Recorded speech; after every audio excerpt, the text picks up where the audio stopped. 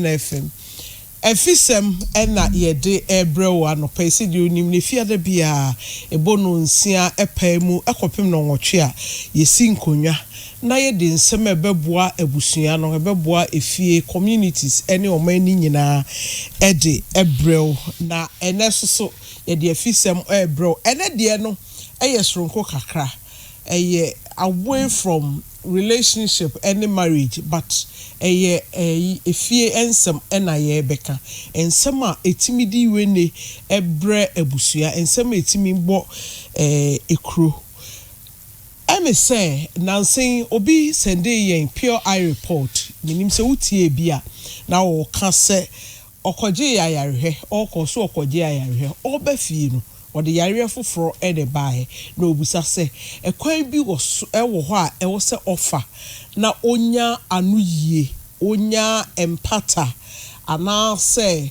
yebetimi aka na se mama no is there a way a obetimi asiki redress na issue no yebetimi address ede asumdue aba enti ene yesi ye betwetwe sankomo no medical malpractice and medical malpractices say be a wako hospital oko no usuti na ye na nurse ana say doctor aka say there bi oyem na ye o tro o paper so no na bi aka say oyem na ye ana say o de malaria ne koye ana de hypertension ne koye na ye di obi foforo a blood sample a results near the amount abrantie bi say na obeware no koye HIV test na ye di obi foforo e de ma no say ono no ye negative no ni bi ye di obi oye positive de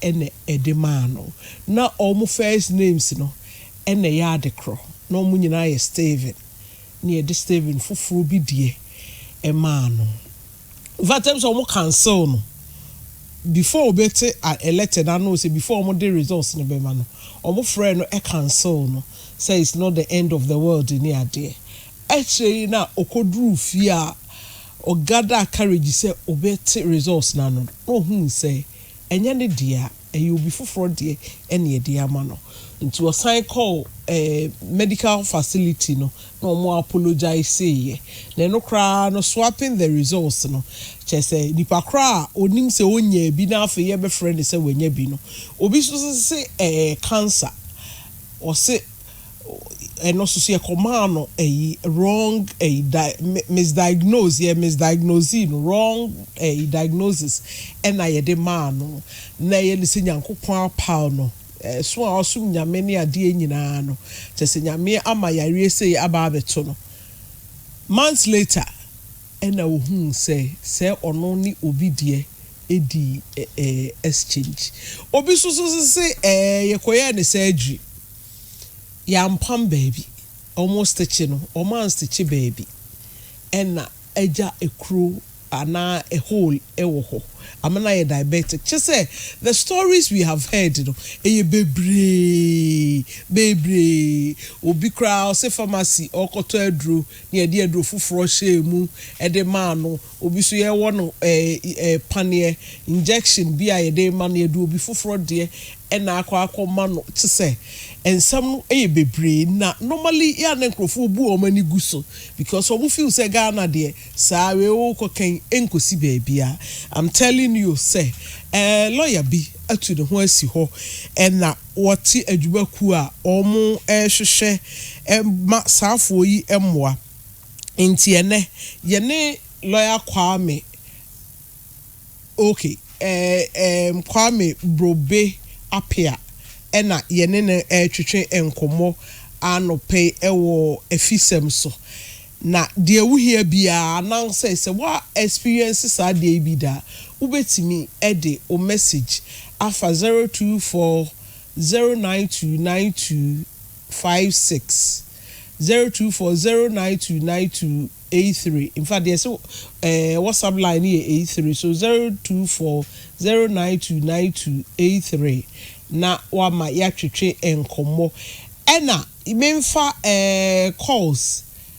calls for bare 5 minutes enti se wo obi a me pa cho wo a why victim ana woni mo obi a why victim e mo hospital krodi e mo doctor krodi na share where you know with us na later no ya pe ho si ma pomasi bre e de amam enti se wo pese wo ye caller eno ye 0240929256 0240929256 say your WhatsApp there instead of 56 no be 83 and now send me our number 0244606500 now they are faso and a pure FM TV ewo Facebook susu betimi ama ya twetwe enkomo ya frem akoto mansa me ne maami esi bafo and na afei Nick Yunus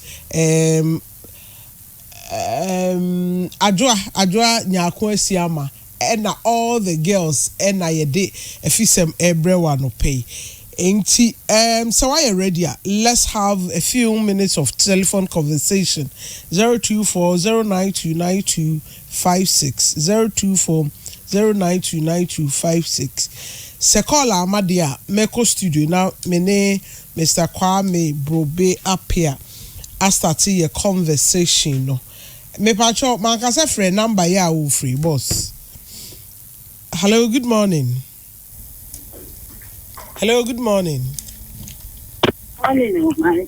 Pacho dine baby a wo ka say free. Ama sa e frame ama usua. Ama me dina. E ka say free oshima. Na me ye ma hospital. Na baby ba o si me ni train bisi.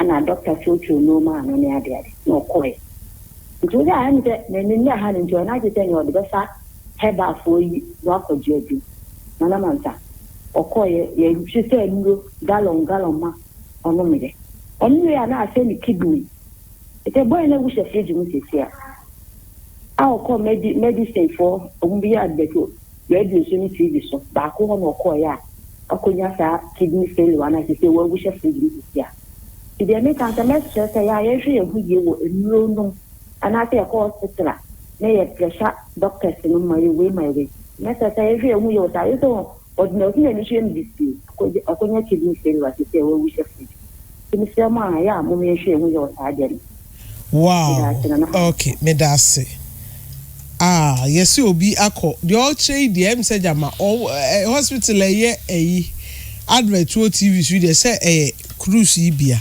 and now see nipa krono akonya problem ama wa training kwakra okay 0240929256 0240929256 na yenje wadwentre ansa na maba studio ene Mr. Kwame Brobe Apia Executive Secretary Advocacy for Medical Malpractice Victims. Hello, good morning. Good morning, madam. Pacho, nyankopa adum, udini baby akasafi. Within the museum, kasafi tafo. Pacho minti museum. Me de no koye say manya malaria say symptoms no say say manya malaria into hospital na. Aso make 2012 ana omo ye bibia wi. Nti say pharmacist no. So that time no I feel no modest internal network systems na Basa hospital no. Enti doctor no prescription. Also name call pharmacy.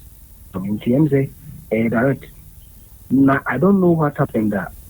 No yeah. Or the man no. Now you will be for the so or take on your call you enti obo mi didn't buy advance or do so no the man. Nenso bi dem say January no.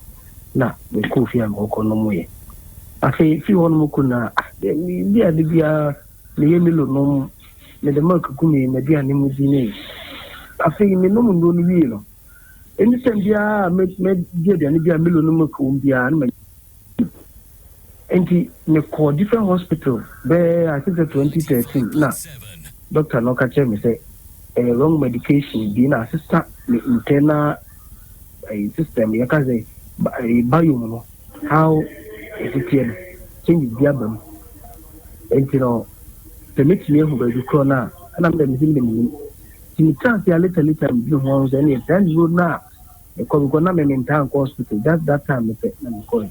And sometimes no, yeah, not negligence. And what did you do about it? There's also that time they say, oh, you could be this maybe a name crowd because hospital can hear last near my bra, Madame Akutu. You would do say, can you see? I will see this doctor say, yeah, how they say. Oh, that I mean, so meaning the hospital, they won't even question. And I come to do something. So, thank you. Mosaic Afra. Okay, Mr. Kwame Brobe Apia Waha. Ye betri hon komo. Na se enye late. Now bet me a security dresser. We will have a look at that. Kafra. Okay, memfa last call na ye mfa calls nimre ewie 0240929256. Hello, good morning. Good morning. Pacho dini baby a wakase free.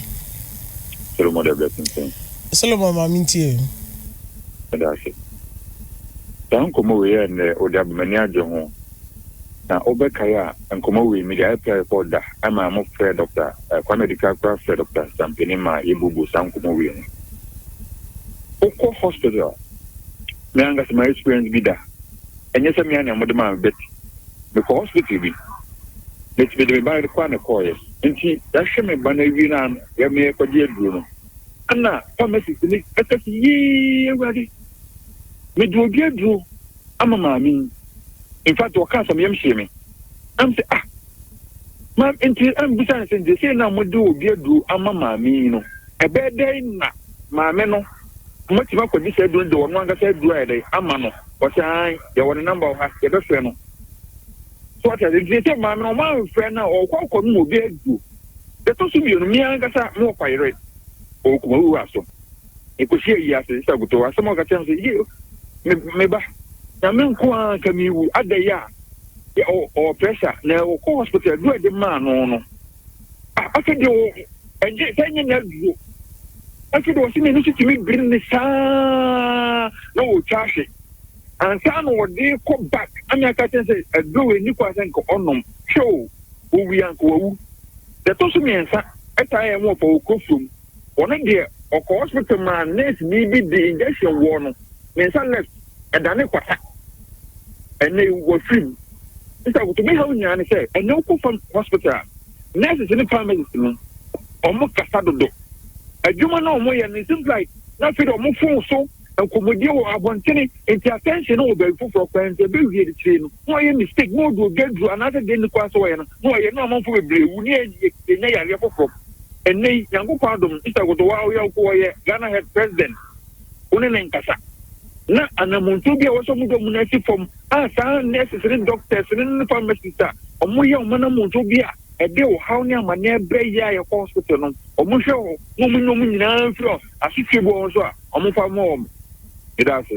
Solomon yes ye dase ha na de calls no ebesie enti e mama kwa aba afisem so ebiem anope ene de ese atwetwe ho nkomo ne se obi wako hospital se wokope ayaresa ede yare foforo ana bibi foforo binum kra de aye owu ede akofia na eba asa no ede na wo ye utimi pe lawyer bi ana utimi pe obi ema ne boa ema unya ho anuyi unya mpata ana se unya redress bibi efrimu a ede ema obo eto woyem anopei to say the medical about the room Mr. Kwame Brobe Apia, Executive Secretary, Advocacy for Medical Malpractice Victims, and Asia Waha, Yetrichon, Commander Mekai will say Jumedi, Angel Cola, and Leicester Ghana Limited, and Ancora Homes, and Aboy in Chidoma, Yede Ebremo. Sabia, good morning. Good morning, Akutu. Now, what to say? Nyamia Dumboko, so Nyankopa Dumboko. Say audios no, wetie bi, na ene wetie phone calls bi. We initial after listening to the audios and we initial comments You and Mechia Yatifo Anope. Initial comments. I'm not so surprised hearing what your callers no I can't pay. If we say Sebi a Juma ye enti. Adia saying no. Ye tin sem fofora ebimu edru kra chen de omomo frey e de atudwa. Na medical malpractice ade edi nipanya enye Ghana hankwa ewiase afa na nyina se wo hwe statistics a nipa ekọ hospital so mkwa kopa yaresa sebi ebi mbabiom ana omudi pra ena ebeba no ade a ano din yi na emre bi ebetwam bia no sebi obi hwere ne nkwa enam obi a odi dwuma bi a wandi ne yie enti the same way ena nipa hodo ekwa ko sanlize ekope hospital ebeba back yekopa yaresa no emu bi ebeba na omadi dem esede na wawo ka no enti ade a enye asema yedidi agrofree say on say sansensem ni si a ewo serious implications ema wu nipa no ema wabusua ema oman no eni nipa atwa ho ahia nyina free say de nka obetimi aye wa bra ho de no wuntimi nya biom say omo dan wa enti mimisa say medical malpractice de yo enti ye ka say medical malpractice a ni ti a wam nyina ne say obi akọ hospital say okwakope ayaresa na menkanka ho say enye doctor fo nkomo na yedi e wa say obi biara oma ayaresa I friend healthcare provider biara no oba into this conversation herbal medicine for no say omu ye license da and say answer na be ma license say di djuma bi no na wa fantitie bi more serious onye license there na just say that is criminal emra no ni bedi nemom de ama no tumi krata se otimi di sa adwuma na wanfa ahweye ne pepeyo andi sa adwuma no akofa opra ana owuo e de bre se be nipa na ba payaresa no ene efren se medical malpractice akoso na yakwakwa nipa enfomso e kan ye ho enti dwumadie bia ye di bia dan ya enfomso kaka de ebeba nemom enfomso a ebeye se nipa na ya hwe han wanfa ayam hihye endi no dwuma asudie da ne so a wo sese be nipa na obepa yaresa no ohwe no odi bone ho ban no wanfa anya adwuma ama akowie baabi a nipa na kodi dem ana wa free mu no na chese emra ehye saa nipa sebi wa hwere ndofo ana se wonwanka se pa ne se otu anamo na okopa atentrene ana se ope empata a esefata enti be fa ne se mako hospital ena me yare fufu bi but they are misdiagnosing me and now say ye mam ye dro bi na enye me yare na anu adru ye do bi fufu adru na yare fufu adru na ama me akofa edem die bi aba why ene wo say ye holding responsible is it the person or administer a drone na injection no and now or diagnosing me no and now say the hospital in general when there was a holding liable for a medical malpractice and in prempi say obiko hospital na BBC on say obi antimi ntrane dem na ombo hospital bi sobo I mean to place liability on a facility say why the jumabia wendi ne ye enu nti na akofa nsunsuan so bone aba say obiko hospital na okopra ana say obi hwere ne dofo bi na odwen say ekwan a ye fa so hwe no na anso ani ana say enye ntia nipa na free mu a the first point of call a hospital no say ono mo ye adwuma hospital nyina no omo ye employees of the hospital enti potoka say me obi a friend vicarious liability hospital na ankasa liable for the deeds of the employees no enti honum na ode wasembeko ohwe hospitals bi kra na omo complaint mechanisms a so okone say bibi entwe ya utimi ede complaint eko ohwe medical malpractice enhihye mu a de dikan ni say ukọ hospital na BBC na NCA wakwakupra ana odwen so wahwere obi a the first point of call ni say awose oma hospital ni ehunu de omaye na omuhunu say dipa na obaye no say ni na esi na normally na advisable say obetro krata so if you say odi wa no koka enkosi hui na de watcho nkra mprempi no eya na omundi akire nkopema wieye if you say patient na no be payas na sebi most of the times no obekọ no na wonde wo ho if you say you might lose a lot of capabilities and you know ebu onu ma okwa hospital kwa no de no ye no nya ha no ba behwe na medical malpractice asema ye kan de bia so person o prove ya just asem na sie wie enti de bia we take it from the end to the beginning if we say process na be fam no nyina ekowie na ewie ya ho na owo case na ankowie opra ana owuo mu a sebe utu anamo e de kokota enkosi bibia enti ya na yen sama ye kan bebre no awieye no na ehia e de ne sie e kwan be ne mo fa so a omudi di sa adwuma no Mr. Bobby say I was say unya evidence okay so ebia me de na ebia eni medem but am psychological trauma ana bibi it say the okofia oyene se wonya HIV AIDS nti oba okoware no kra che say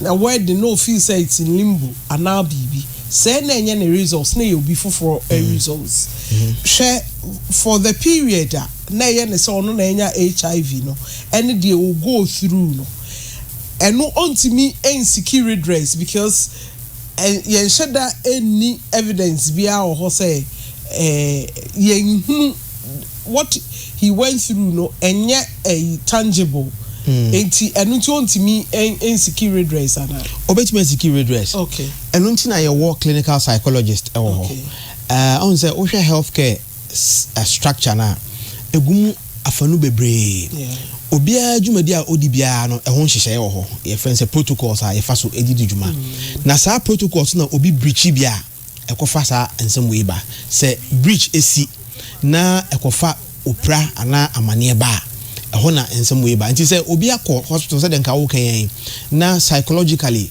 we go through such a trauma na nyoma na oye no as a resultant effect of adequacy na ye kwa psychological assessment doctor ni no wo sa anim de no ni nkomodi a oni nipa ni bedi ene nsem obobusa no ebe ma ye hu say ampa emre bi atwam no nipa we fat bia bi bo say anaso guso krampo fm na therapy na nipa ni behia no ode ama no saa yenya saa certificate na say report na obetumi agina so e de atu anamo because the point is wako ba bi no bia ye wade and now person make claim say me ba hospital no ekwan amofa so amohwe me no enam se na enyenti e ma me court bia bi sei mu minya ayam hihye ne kran punti no na wotwe me ensan boso me du manko adwuma da if you say I wasn't in the right frame of mind e bia the home example say nka odekwa kwa ware ne yire say hey say wo HIV na ware na nya mbaso biom it is our investment bia proud to say kwa ware say ni pakro na eche say e bia na akoboka sanyo mani nyina you can make a claim and then ask for compensation.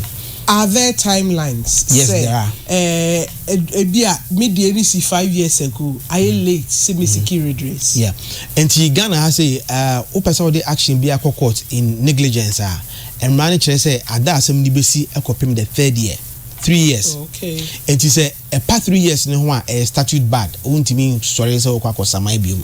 However, ebi wo no man na asem ni sie no nipa no atu anamo akọ hospital no na hospital na jepenia oh ya je mfum so atum ye besiesie ye na obedi hu nkomo ye be pataw na oni omo twen back and forth okoba se koba sa na okokot na akoka kire court ni se emre bi atwam even though membre apa ho de many hospital bi ko hia na dwumadi ni di na nkoyie enti no mo ye me se ombe mame empata mahwe omani ma omunye bon so mu dada me etimi pese me de masem be dan court na court no eboa na mepe atentene ne if you able to prove and you don't prove sometimes no most appropriately no e bi antina me di kan say e better say obeko ni sanyo we be ko be tron krata utimi cho so adase me tron krata ko ma wo mu adase meeting say ne kokosi e if you able to prove to the court no judge ne de obetimi say discretion e de ama akwan ma waba but yes sad there statute of limitation say within 3 years no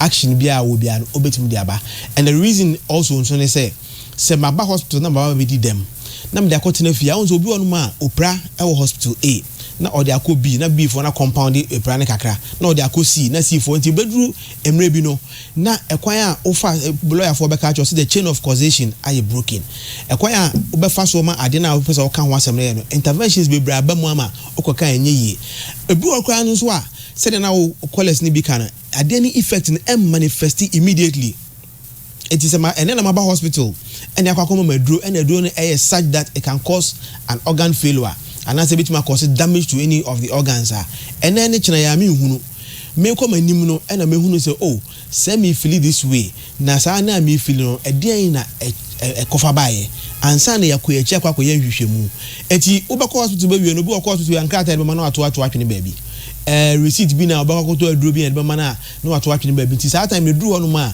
claim na akwa make say ma fasa ati bia we say mu no unya bibia emfa serve as evidence then that becomes problematic.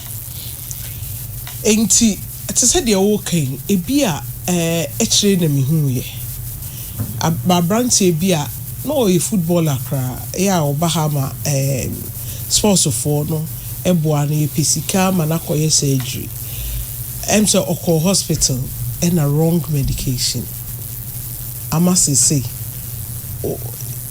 almost or paralyze it to say said you sit here we're diminishing in size and said the ability to walk near the end I affected Intibia after 3 years and and after 3 years na a dead ye and a year complicated pa a man who said there we did them as a result of BBAC 3 years ago.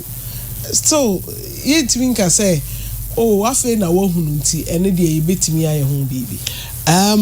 Emra I mean once I start to one there I did that one I can say what the care to one among there I won't say Mamimo example no kre ebia nipa no koye no na ya mana dura enye what is the proof say do no mum na ye ne sa it could be say do no nyamba enye say eku nipa o but enye no na ebia sa tibia na nipa ne wo mu na nkata no ekofa baaye intimate example biom say wako hospital na ma wrong medication onum ba ko mienu ofie na also unti ase na okofa bibidu aka ho enti unuma bibidu na kofa esusuan so obo ni biaba na wo wadwene mu no dwen say hospital na akoye no edu na ede ma wo no e na kwakoye ose a okwa hospital bia ni ho a okosa okobo no so bo se sebi wan diguma bi ya immediately okan ya wo se ai da bi de onim say ampa no kwa no obeka bibi kakra nsa na obeja tuma na say obepata wa na so obepa wa cha obebia waye enti the most important thing is say ye na ye ko hospital kwa kope ayaresa no ye can say healthcare no a shared responsibility ye wo ya said enti na Ghana wo hwa ye wo bibi friend patient charter e kasa about your rights and responsibilities as patients and to patient who responsibilities are unim asudie da wo so sounds no unim akonya wo enti say wo na BBC a then you I mean seek the appropriate redress in that avenue.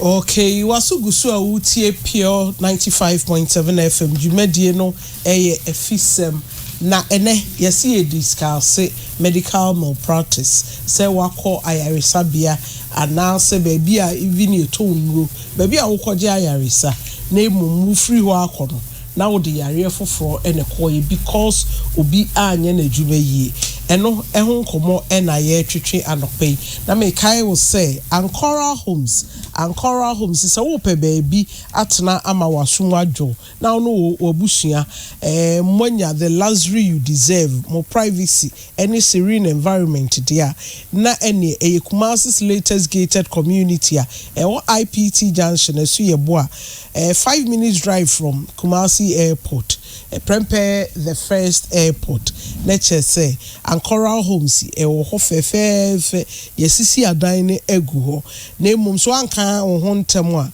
ahwe yi a na asa upe bia na wokoto afride wato dada ensem intibra na ne ayentrase na yenye payment plan flexible yenye payment plan emfama for 0530 21776 so 0530217766 nani Ancora Homes ending komo ubetimi so afre 0244606500 Ancora Homes build to last and are built to impress. Glosel for say omo de ene de sonko kra eye visa loan na omode ma ye do ko Dubai ye ko dura ya pay aduane amwadi da bia 3 times na ya pay ye nya adwuma ama ya pɛ adwuma koraa ma wo free hands na wakudu enti transportation ade bɛkɔ adwuma mu deɛ wode bɛbɛ fie ɛno so ɛyɛ free ɛbɛsan ma medical insurance na afei yama wo accommodation aka ho ne nyinaa wontua hwee wo deɛ ne sɛ wode wo valid passport ɛbɛba na wode 2 guarantees aka ho na yɛatena ase ayɛ nhyehyɛeɛ woduru Dubai a na woyɛ adwuma na watua no nkakra ɛde ama yɛn na sɛ woyɛ mason woyɛ steel bender woyɛ fabricator woyɛ foreman woyɛ production manager production supervisor marketing man anaasɛ woyɛ welder woyɛ crane operator woyɛ heavy duty trailer driver na kyerɛ sɛ wodam ɛno ara ne sɛ wobɛfrɛ Glosel ɛwɔ ɔmo line yi so no akɔ ɔmo branch biara okɔgye form a na kyerɛ sɛ interview ɔsɛ yɛyɛ no yɛn no wahyehyɛ so salary no range from 3,600 to 30,340 depending on o category no enti kai say Glosel and the visa loan aba you work now and pay later na numbers no 0540 981 745 0540 981 745 0540 981 745 now ni Glosel akasa and afi Angel Cola enjoyment cola eso aso ya se se wo pe drink ya ede never so so boni biara emre ode a na wa pe Angel Cola, Angel Peach, Angel Strawberry and now say Angel Orange, Angel Mango na emu bia na chese nkoladi ko school no mo mu bi eye na wo ye wedding abedin to party bibia wo ye bia na eno na wo de aseve wa hoho. Mr. Bobby, mi musa say edien akwanya ene ewo edema omo aye victims anase bi omo busuafo ebi anipa kro na survive into agya nkrofo won achi edien redress edien avenues na wo a omo betimi security redress akwanya ben na wo so omo security redress okay nti say akwanya wo ho no medical ene say nipa na wakɔ saa tibia no no obey engage facility no but the challenge ne say wo na wokɔ na ankasa sɛ wo ni nimdie bia wo nkomo na akɔ akɔdi no ho a it becomes difficult because sɛ wokɔ tena hospital no kra na yɛka sɛ asɛm asia wo bɛka de mfa kwa mu bɛwie no na wasɛm no ɛde kra wakɔ akɔto ato atwene enti edikan no sɛ munya obi o wo nimdie wɔ saa nwoma we ho a otimi di omanim ɛne hospital no engage na your friend is saying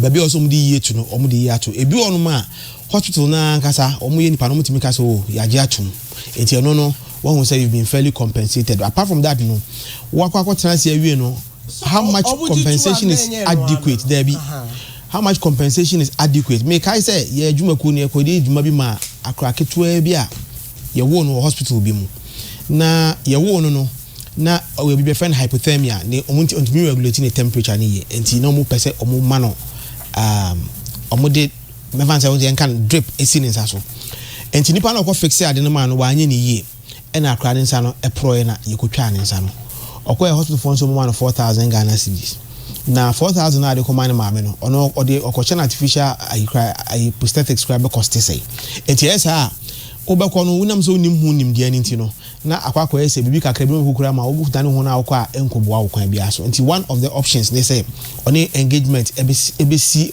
with the facility number 2 so they say the pakọ na wadi dem na asa wahwere ndofo no owo ngina so wonko ade a obetu anamo na wakọ aseni bia eye court na ode na asema kwakọ dan court no na waka kire court ne say it be arbitration arbitration ebetimi aba but normally no ayana it works well within the parties. I mean say one asem na to ne facility na animu na omuso ano de a etimi ema abotre eba etim normally in our engagements on these two options ena they be prevailing.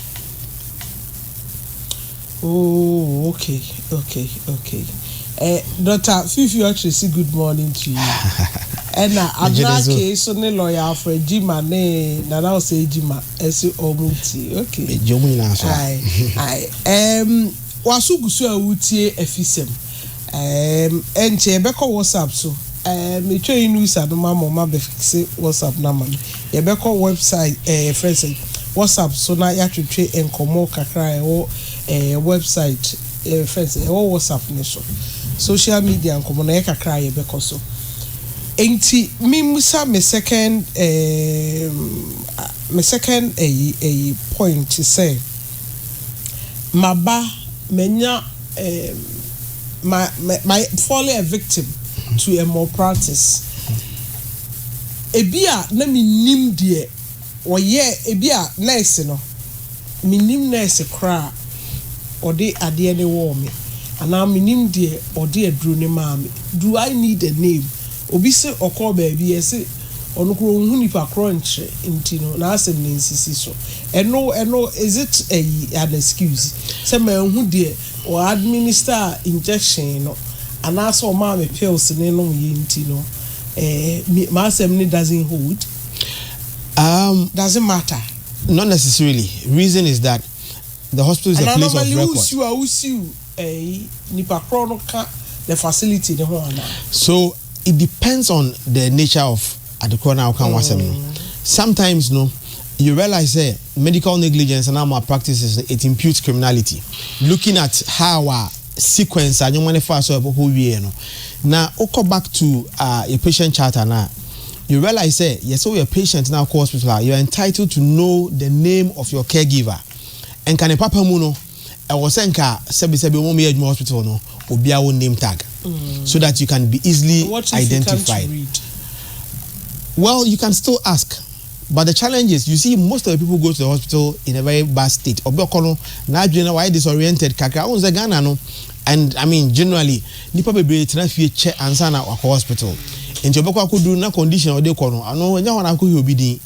Enti but the point is, utimi kire adase me ba hospital a hospital na records ebe give nipa ko na obehwe wono because obehwe obehwe let's of course say a nurse a one join the nursing notes and a doctor ni no ba behwe no one record which doesn't normally happen. It is utimi ko catch mpanyifo omo aso ye ho a omo ankasa nim ko ambefa so omo investigate no ma hunu saa mre na also wono hwan na wo duty hwan ne ba wo ho until they have a way of finding out. But I think to make it easier no say wo nipa na wo kwa akopaya no if you get yourself involved in what happens, I won't say you will be a friend and say patient autonomy, which means say all patients now call hospital no or who can say decision are affected wono also the one tum and you call hospital any can say quarter na ya hwe na e bia bibia pese de no ya hwe ni ye ya ma consent ya anti ase any asem si a eduma bi a lawyer ni be ka say contributory negligence wan kasa wo ka ho bi na ade no aye den akwakosi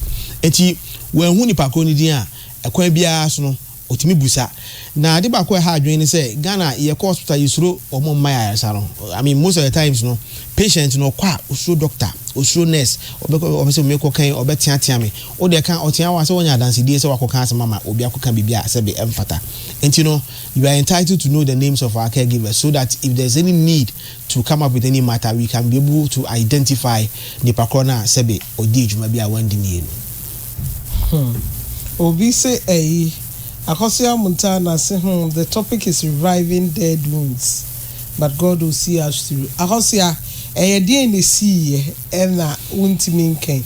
Let's hear it without mentioning names. Na yemhwesi betimi ape ano pomesi bra mawa. Now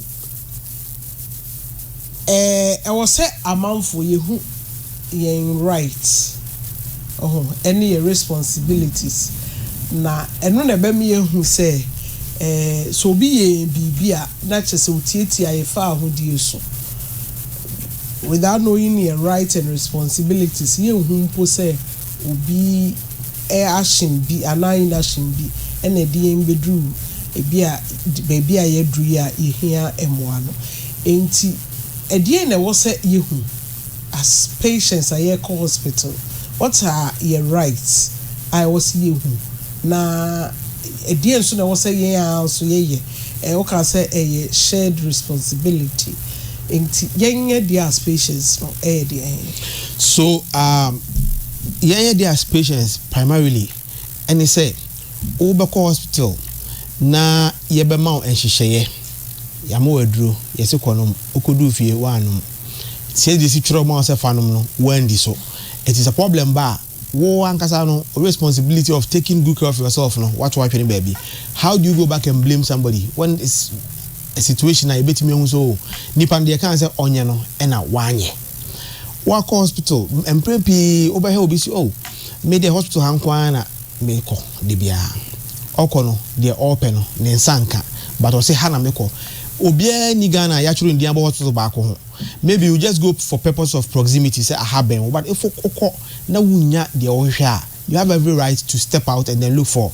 your friends another facility to take care of you yakọ hospital Dr. Biaka Asembi yene ne nya adwene emrane ma ho kwan to seek a second opinion from elsewhere okọ you probably might even go in to look for a third opinion when you are not satisfied with what you think is happening again wakwa ko do hospital na ye ba beye wo bibi na sebe nipa na o ma o ba be di sa adwuma no wanje o consent in the form say e wo say wankasa voluntarily no o ma ho kwan say ye nya wo bibi say wa ma ho kwan say nya wo bibi na hospital no e ko force o eye sa ade no na ko fansun so so obone ba wo ho kwan say ye friend say otu anamo ye say Ghana ha obi are entitled to free basic healthcare wako hospital irrespective of baby a wo free ba usika wo wa sorry a wo ko ugidi a wo kura ba on say eduruma bia in healthcare no na sebe discrimination kakra etimi bam and man the same charter the back country say you are entitled to that so all the provisions in the charter no ohwemo a otumu say are there protect the fundamental human rights of the patient and whenever there is a breach of those fundamental human rights now sa patient no or who can say otu anamo na okope attention it is there are a lot of provisions I'm sure say maybe at another time no we can delve deeper into them. Okay, wasugusu awutie pure 95.7 akoto mansa na mesin konwa me Mr. Kwame Broby Apia yede efisema ebrew ene ye twetwe nkomo afa medical malpractice ho mibisa say is it always negligence always negligence on the part of the caregiver ena ekofaba Debbie. So medical malpractice every afanumienu baako ye the o can say I mean negligence on the part of a healthcare provider no and two the friend says systemic failures when the system is not able to support what the facility the health giver has to do. For example wako hospital na sebe ye surgery na suddenly can you do nothing to me to ask you ma say health giver no a doctor no nya ohwe nurse ni nya ohwe enfidie na faili hospital na yana said there say be making sure say there's a backup genset na adwuma timi ato aso ye here medical supplies e be begini panenkwa amba so those are systemic failures edru honum na you attack the facility directly because they have that responsibility to ensure say nyoma e be hia de adwuma ni nyina de be saving ni panenkwa no eno ye adwuma and is no e dan chen there then you come purely to look at protocols ye di adwuma no oko hospital se be kwan ase de ohwe ani eye adwuma no nyesa na de oye se adwu fofo be bi ebeye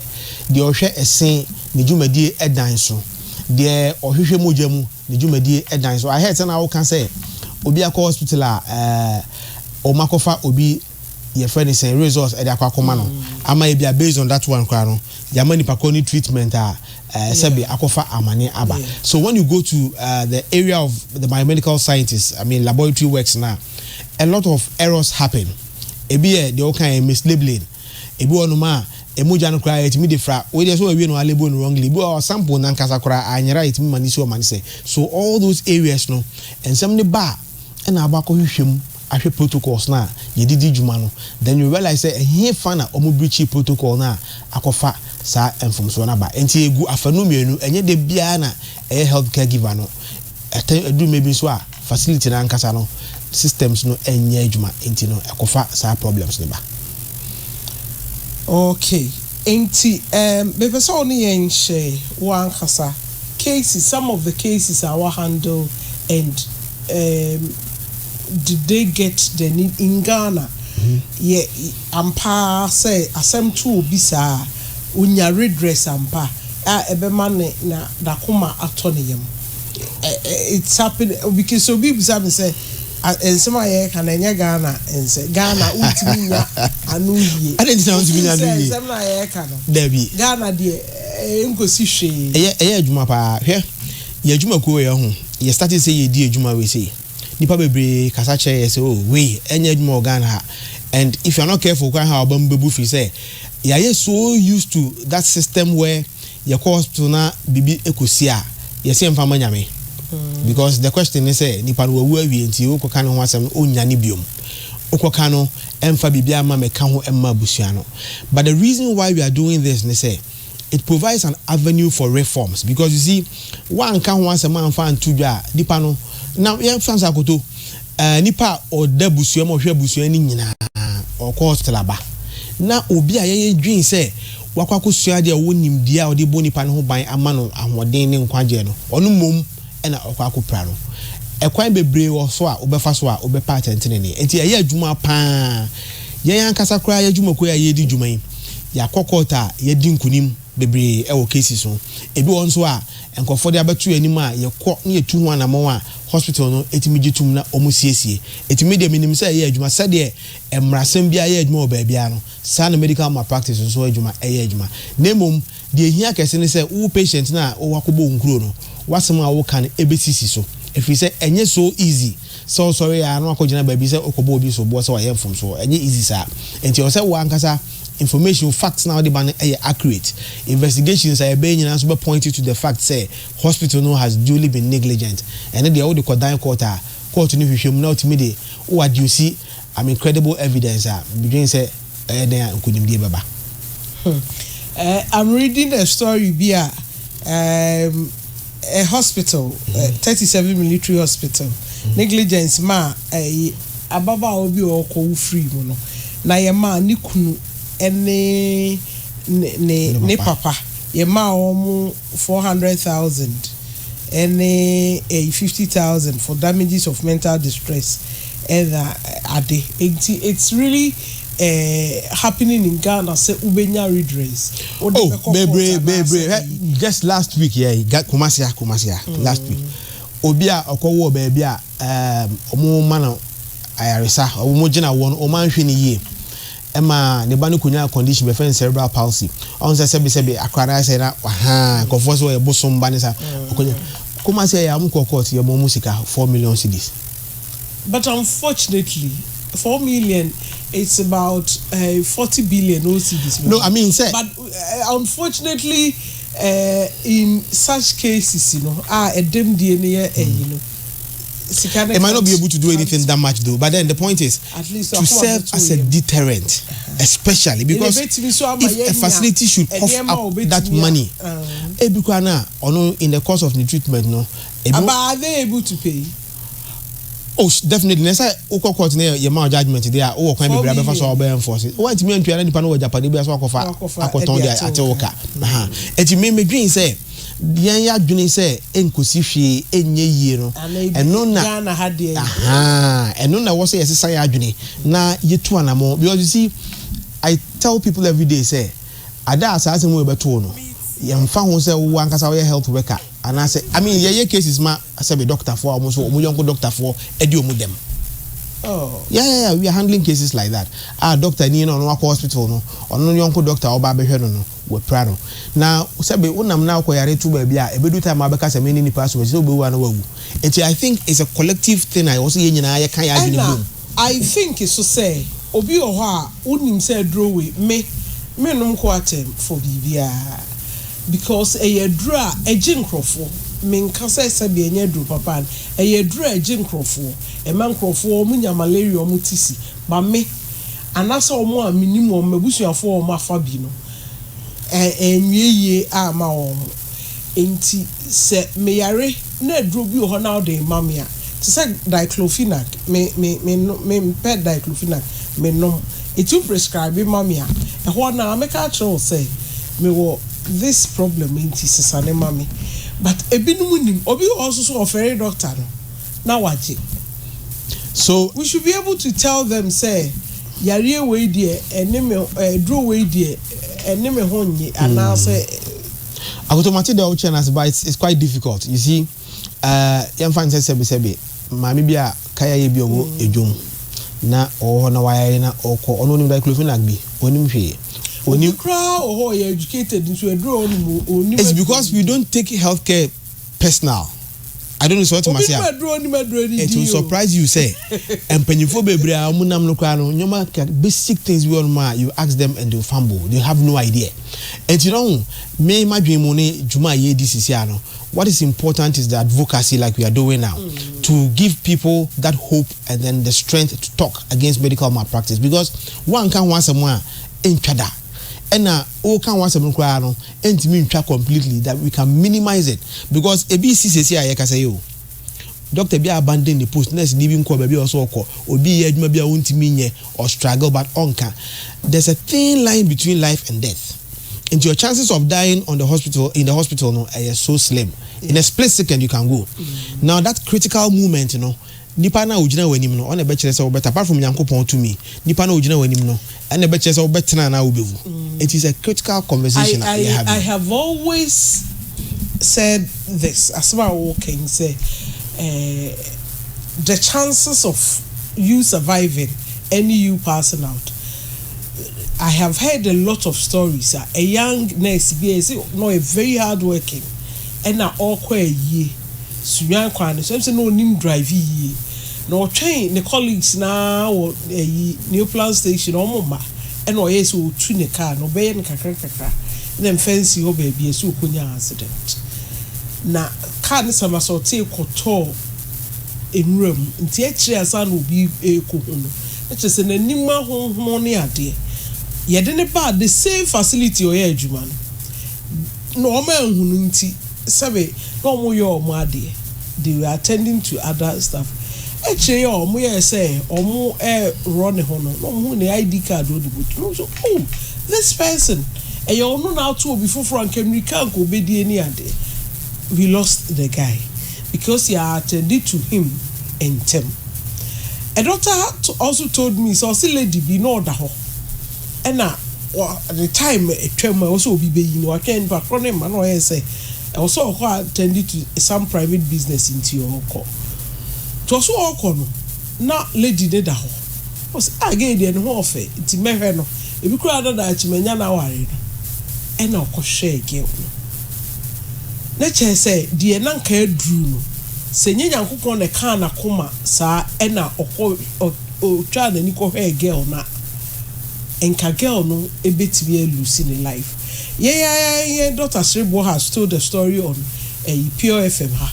Say or call a ward be. Or so no visit ward no. Now there's this man, the piano come or come with ding. Or yes, or attended to na. Nurses miss your doctor, we all have been high and sour or my head now, you're winner. To say the second time was a third time, was I didn't know.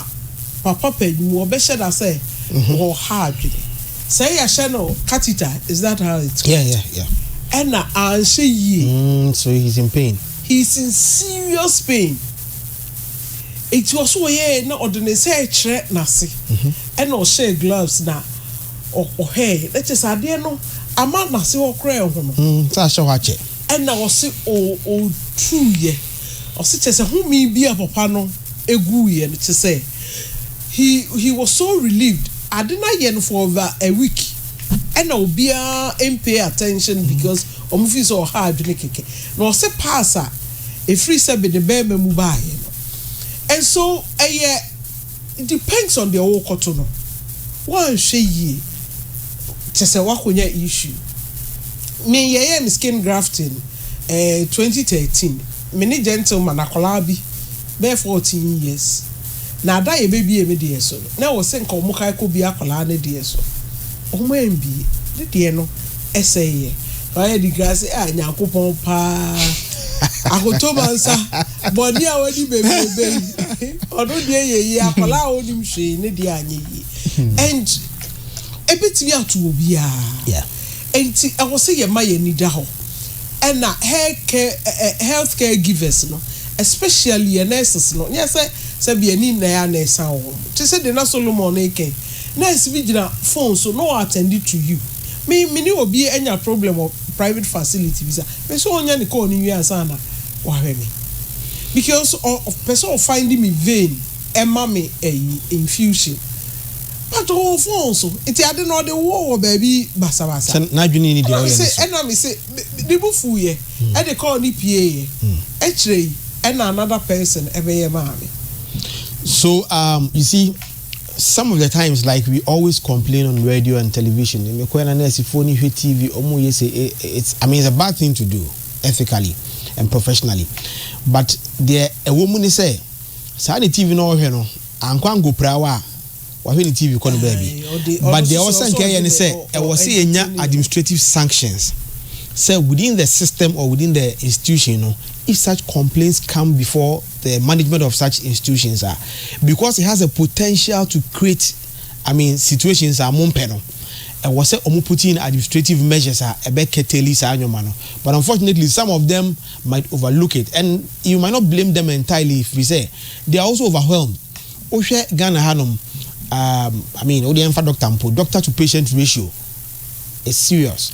It's one doctor nipa do obehwe omu apart from say system ne nsam boano oni nyoma odeye adwuma, and we should always bear in mind say they are also human beings. I've always been making a call say there at a point in time there should be a compulsory psychological assessment for even healthcare givers, because akodo obi ofri efie ba no one na ira fight efie nye the bibi nkoyie bibi and side troubles in number be so because they are also human beings. Who assesses them to know whether they are fit to practice? And the main situations will be back just oh doctor they make because say bibi hana dwene yes because bibi hana nkasa so nso nipa. So for people in such critical roles no omu kra nipa nkwamu no, I think it's appropriate say at a point in time no ye behwe means ye dey assess them psychologically to know how fit they are to even practice, because most of them are in the consulting rooms but they are not fit mentally and all that. I started making some problems, and so one such situation, let me give an example. We did a case for a doctor or hospital and okodi them like doctor for na omuhwe, and then he told me, say, look, me a doctor me hwe patients, but the mean so me yonko doctor ayama ababeyeme. It is sometimes no patients ne ba dem human and buafu edu maybe yes woman and buafu edu maybe na bibi nse onko baby omoye na opa na onko bobobo mu no onko baby nsore mfa. So he was telling me in confidence, but then eventually we had to arrange for a psychologist to talk to him and all that, and sana onya some bit of relief. So you need to engage a clinical psychologist to talk to such a person. And he on the way there me Matthew and I say see many more. What's the guarantee say bebre etisa was enters our system, and you realize because you are not able to even determine a criteria to assess who is even fit to practice. Or the infant say, because you mentioned it depends on the obokako tono. Any can say yes sir, because the protocol is one. So we are medical school, you are nursing, you are midwifery, you laboratory works, the protocols, and now we run you free by a mrano or more minim dinner or more demonimo or mashe at all. It is your duty to apply what has been given you. Depending on favorable conditions, you say, maybe I'll find yourself, it will permit you to execute your functions perfectly well. But devoid of that, there are a lot of times you realize the doctors, they do well. I mean, they will have to improvise because nyoma bi ni ho any man. But ni nyina and so interest situation they find yourself into yenkokum kofo anayema enkofo endi them. Okay, so Dr. Fifi Ochri, on a medical superintendent of Agna Government Hospital, or say there's also the issue of harassment from both sides. Patients and healthcare providers, it will harass each other, physical. Or say clients should know, and the patients in this case should also know that they can be sued. Healthcare workers are sometimes assaulted or harassed by patients. Doctor say I'm sure eventually would have probably said something about that, and I agree with him. And I feel when those meaning we quite a recent case meaning about 2 weeks ago meaning patient be a and I know a doctor patient a oba hospital here no owie na okofie no patient for taxi tra mu di na chi koni fie okobo no o so wo do o ka so nyema no wanye oh yes, I'm telling you the truth. It's a real story. Kumasi ya. And the Dr. Oche can no but you see, I think say the healthcare giver should also come out when these things happen. I mean, in the worst of situations, you can resort to the police station, get them arrested because you can't be in your consulting room for a patient unless, of course, maybe patient near psychotic. Sebi na adwene nye and I say conditional woman why a bit hysterical and or behave in a funny way. I know the doctor you know better. Say condition way can trigger such a behavior. I know you probably might pardon the patient, but the regular patient that has come with malaria and severe malaria affecting that much now or doctor and so he's right in saying that, but I think it's about time we look at it from that angle also. Now patients who say and all right. In any case, those rights are available to be they can also exercise that right by ensuring say why what trespassing kwa there a man or hormone anybody. Omo sare ya chini pa mienu bi tuma patient no so cause we won say hormone mfa me how no nkonkopie ho. Uko dina ansa asare enimu a wa koye say yo ne say wa onimu obetimi akojina enimu ayesa I think he's right and it's important that we look at it from both sides and ensure say the safety of because I have people asking me that question a lot say na nurse for so patients need be ba patients need be ba na omo ba be high agent omo so e ba omo den I mean he's right me na agent pa.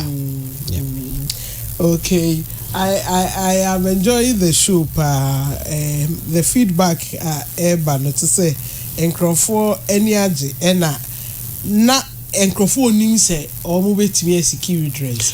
Enti no omo kona bibi to omo so Ghana de eja me nkope anwa dro like me nkosa me ho yare baby foforo nim say obetimi take the facilities on.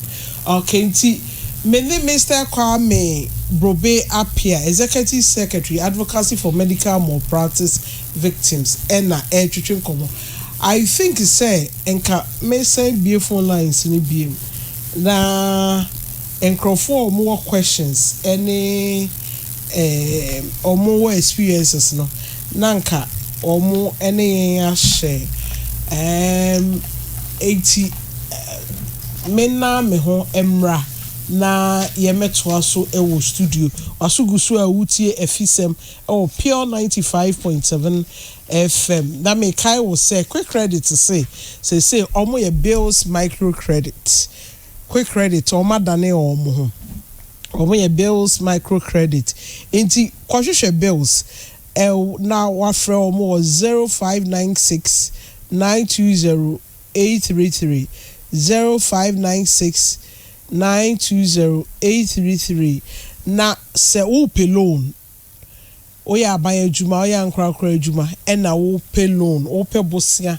e de atwitwa wo ho e de asolve issue bi wo de tre wo adwuma wo pay capital e de bia adwuma ni nyina bills say omo ye se de omo ye quick credit na omo ye eyemu eyino se say de omo ye esan hyemu kna omo kra esan eye ne more inte no answer obefre omo bills say omo finance needs sana Leicester Ghana Limited producers of the various Yas products no omo so the Yas toothpaste and Yas toothbrush abedwa so a omo de boy improve your dental hygiene enti se o pese utwitwiri wo se a ebusua no munyina no wage Yas total care toothpaste bo wo se ne ho ban afrimo amo wa emfi ani hu na afei se ntokro ba wo sim no ni nyina omo bo ho ban na ama wonum ayehwam abra ebo si echi nam ne ho ban sa na whitening toothpaste ne so ma wo se aye fite se chema na afei eja minty fresh breath wonum ye wo herbal toothpaste so no so de ha ma na aye no so ebeboa ama wo se echi nam aye din layers na wo se echi nam ni nyina ye boni nyina ho ban ye ma wo se no aye din na afei ya se eja fresh breath wonum ye se te so nko anante enti oji Yaz toothpaste imu bia na waji Yaz toothbrush aka ho your prince princess Dutch Duchess Duke and na afi kiddy for kids no na ene abusua ni nyina mo de etwitwiri mo se anopa bia mo sorry free kete so na enumre bia mo kɔ kete so a na Yaz toothbrush and toothpaste ena mo de etwitwiri mo se kai say Yaz de a caring brand for a caring family. 02409299256 02409299256 na kamemfa be 3 calls bi ansanda ya wrap up 02409299256 02409299256 okay call bia my dear mama ensaimra na yantoa enkomo ne so obi say okay obi say neba April ewo hospital bi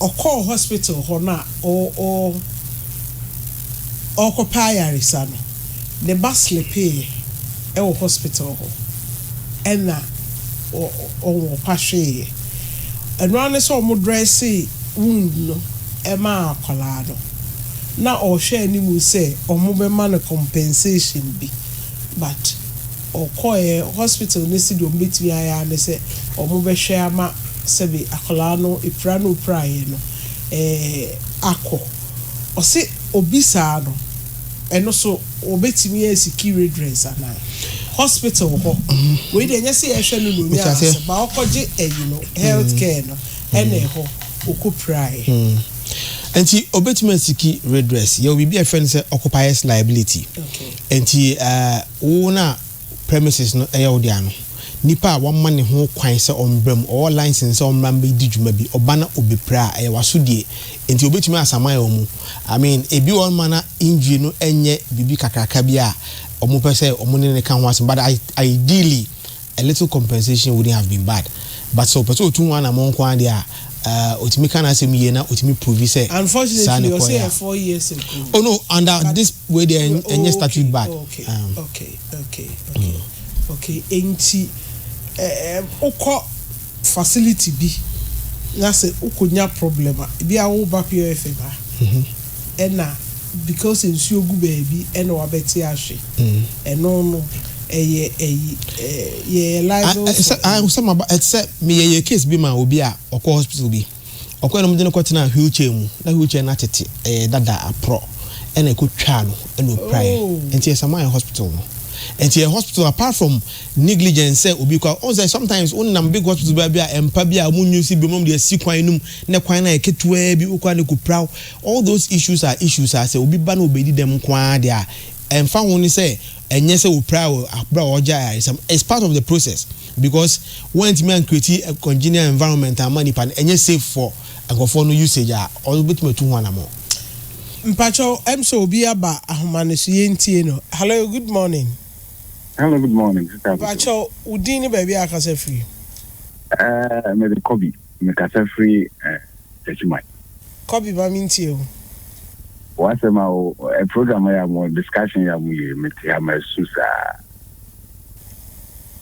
And my send this pe 2022 with Brian Kakra and I'm called facility go Kumasi. Na me could do facility no ma me koye X-ray. Na me X-ray no. Ade na try me no. X-ray ni show say on my right side of the leg. And a doctor no dey me call theater with the X-ray ni na. He almost say me surgery no more yi sa ade no e dey free ho. Doctor looking at the X-ray no say ade na that the right leg, the right side. And so one okoye me also be trace from the left side. It trace you charm me trace ya afi you say afi na the prompt me say onko X-ray no so onko X-ray no so no that my right leg. No say on switch ya. On say omo mama half an accident na na e koso hina na me hu. ɛna ɔma na kɔla no no yɛ adwuma no switch adeɛ no nyinaa na ɔka kyɛn sɛ menkɔ 3 weeks time no maba meba no na ekuro no awu nti 3 weeks time no meba na ekuro no wu a na ɔmo ayi ɔmo akɔ the right side na ɔmo akɔ yɛ ade koro no afiri mu nti me kɔ fie ɛda ɔmo yi ma me kɔ fie 3 weeks time na adeɛ no wuyɛ ɛna me ne me nti yɛkɔ no de adeɛ no wuyɛ papa de na ɔde hyɛ me a yɛkɔ na adeɛ no ka me kɛseɛ paa na afei ɛde me too fam na me yɛ mo hwɛ yi yɛkɔ doctor no ɛma no a ɔhwɛ me no ahu yɛ sɛ this is the situation afei ɔsɛ ɔkɔ baabi nti no wɔntumi attend to me nti wɔma doctor foforɔ abɛyɛ attend to me ɛna the hospital no ɛyɛ arrangement ma doctor foforɔ abɛyɛ attend to me sisa koto meda hɔ adeɛ yi hwɛ me nkwa firi me nsɛm wɔ ano afei doctor foforɔ no so ba ɔsɛ ɔnnya kwan ɛwɔ that day no nti the following week catch him to the following week deɛ mentumi survive for the following week ɛna doctor foforɔ no ɔbaeɛ no ehu ɛhaw a mewɔ mu ne adeɛ a na ɔsɛ ɔbɛyɛ adeɛ na ma me afei doctor foforɔ de me kɔ theatre kɔyɛ adeɛ na ɔbɛyɛ na ma me kɔyɛ doctor na ɔsɛ ɔnya ho nyɛ ma me na mama da hɔ for additional 3 days no ɛka ho na ɔmo nyinaa ɛyɛ adeɛ ɛna ɔmo yɛ na ɔmo yi adeɛ no firi hɔ ma me ɔmo yi adeɛ no firi hɔ ma me a na ɛsɛ me hip na adeɛ no kɔhyɛ me hip nti ama me hip bone no asɛe nti ɛsɛ ɔmo sɛ me hip no nyinaa ɛyi me nan no firi me sɛ me hip no the next thing they say ɛsɛ mekɔyɛ hip replacement takoto adeɛ wei de me to fam the whole year ɔmo ntumi anya adeɛ yi ama me ɛnɛ me nan no asɛe ntumi nante ɛdi bɛyɛ sɛ oh 1 year ɛta isi 2022 ɛbɛ wura 2023 enti ɛnka akyi sɛ wobɛsiki redress I think sɛ yɛwi afrɛ me 0244-606-500 so na yɛni nkɔmmɔ m'ani ataata ni so kura mi tie wɔ asɛm no hospital no open private hospital I think say also you take the matter up.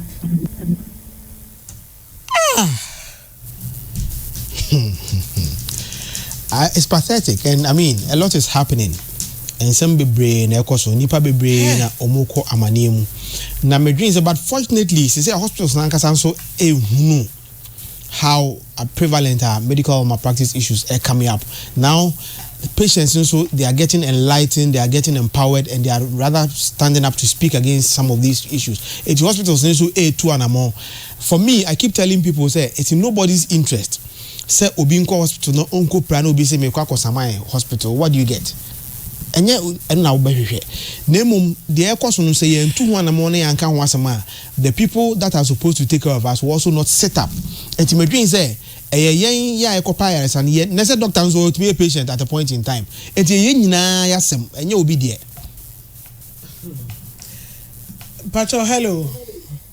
Hello, good morning. Good morning. Pacho, dini baby I can say free. Okay, we did I'll say Mr. Say because it's free Kenya. Pacho, mamintio. Okay, we came with program in the theatre. Some share can maybe not problem, but my use more hospital. Okay. US pay.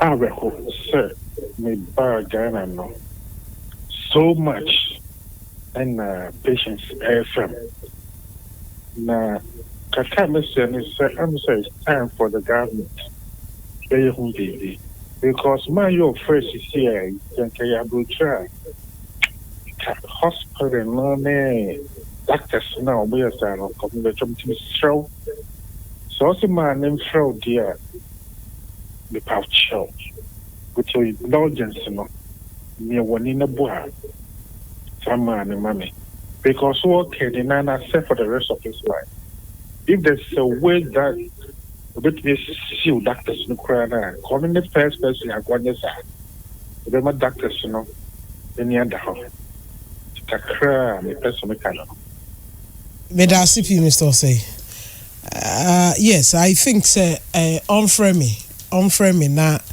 ye me fella school na I say hello Hello Auntie Eunice, good morning. Pacho dini baby I can say free Efemi my Christine ka se free abontem. Pacho my Christine ti me mo hospital bi edin. Ye mo doctor bi edin ne ka was. Mate yo be ache me den dey ache. Me ko wo hata hospital government hospital na. Na di bia wo no aka na me ko to ro no ada ho 2 days. Afina na wo aka na 2 o'clock. Ba me de nya me adum na me wo awia na ma me ho to me. Na next no ba ya le de ne preso a o tie ma o su. Also one kana no nju no onya akwala na ade sɛ wɔyɛ dede sa ɛna sister no sɛ yɛ ne ya akora ne ba ne srɛ wo so ɔkɛde sɛ wan kana no antuma obeyi gloves no afiri ne nsa sɛ wɔgya ne hɔ akɔ ampa lady ne yi gloves na bra me ma wo wi a na me ni ahode na lady ni frɛ me pa ma kyɛw sɛ me me so bebi na ɔba ne mu ma no ɔmansia no me yɛ 3 ɔmade dama me moma me ma ye me na esima me forward ma me nkasa ma me nsɔre me na nkoso baby na oba ne mu hospital no na bibia gu me nsa so ɛwɔ ɛhɔ ɔmo ti sɛ nye nyansa na next no ɛsɔre aba abɛsɔ me mu ɔmo ba nso a sɛ nkɔmba bɛsɔ baby ni mu na matinye yi me nsa kora fi madana se no me na ɔmo ne me ko ade ntira me de me nsa saa akɔsɔ baby a ɔba me nim yare ɛwɔ no so menso yare ɛwɔ me so menso me nim na me de me nsa saa akɔsɔ baby nim ɔmo na kɔta kwa na mpa ɔmo akyerɛ sɛ me srɛ ɔmo me ho kora wo so tondo me yi me nsa ne mada no ase na me ho ntɔ me ansa kora na ɔmo bɛ ɛbɛka bibi a ɔmo aka enti me srɛ mo ɛnyɛma ɛkɔ so ɛwɔ yɛ hospitals no ɛyɛ ya ne nsa sɛ ɛyɛ na sometimes wo na wa yare sɛ yɛ na wo fi nneɛma a wokɔ mu ne nneɛma adasani ɛyɛ wɔ so obi a ɔno yɛde no aba dwuma wakɔhyia na dwuma aba dwuma sɛ ɔbɛyɛ dwuma na wɔn se wankana no ntoma ɔbɛyi gross na kɔ na me mo ma me nyɛ dwuma no me mo ma akɔ sɛ na me na wɔ na wo sa me bɛkɔ sɛ me de me nsa saa nti saa time no anadwo 12 o'clock me kɔfa gross wɔ he ɛna me de ahyɛ akwalaa na ɔba me sɛ ba nhyɛ no mu so a ɔbɛtɔ fam because amena pra ma rɔba no nyinaa akɔgu baabi nti yɛda m ase na momfaite ma titiri mmaa yɛ a yɛkɔwo hɔ yɛkɔ nneɛma mu a ɛyɛ ahomtew ebi tumi wu ɛwɔ saa nneɛma yɛ a meka nti Auntie Christy meda ase paa I think so. It was a near up here and me patch all final words now. And then my birthday is very 10. I mean, I think you cheer me up, Kaka. Yeah. I think so. Of course, most why emotional. Yeah. Oh, but me, I see this on the daily, and so I'm used to such conversations. Especially, cries and you know on the right, yeah, could you try the left? No, so you see, a whole lot is happening in the healthcare system. A be more there. Obi on ma sabi adwuma no baba nya wo no behwe wo be penisi ka no kɔ ne baby nyoma ensem bebre na ekoso na de meka twa to ne sɛ nipa nkwa ɛho hia ɛkyɛn bibia yɛn a yɛkɔpɛ ayaresa no yɛn ayɛ nkwa yɛma ɛho hia yɛn anamo a yɛbetu wa ba yɛkɔpɛ ayaresa yɛma ɛho hia yɛn yɛmbusa questions de yɛn tiase a ɛne yɛti engine no ɛma yɛntu anamo na yɛn nkɔnkɔgye na sɛ yɛkɔ na unfortunately BBC na ekofa opra bi ba ana ye hwere yedofo bi a yen kasa wo ho yen tu anamo yen nya hwehwemu na yen nya ngina so a ye yapekwa befa so a ye be je atentene ene empata esefata se de be ya onu ma omudi sa adwuma no wo institutions no mu no omo be set up na empanyimfo no so omo so hwe omo so no omo so make sure say ye ade na anye yi a ene de enti se kane na patient no say BBC a onia no de bekasa no obenya kamafo amana kan bi ama no apart from that no ono anso why enlightened ti obetimi aka ne ho asem obi say I was left alone to go for a lab test and I fell down. I was all because I was feeling dizzy. I was asked to cross the road for the lab test alone. I was on admission healthcare in Ghana there. And just say more healthcare providers but a room rebia and I'm rebia na yen kwa wo munsem e de no bi o admission ka so no en cross road en koje in a lab results just say anyway Mr. Kwame Brobe Apia, Executive Director executive secretary for advocacy for medical malpractice victims enna ene mene no eka efisemi meda asepa meda omo so ya se so ase ajo a mpacho yen koso na birthday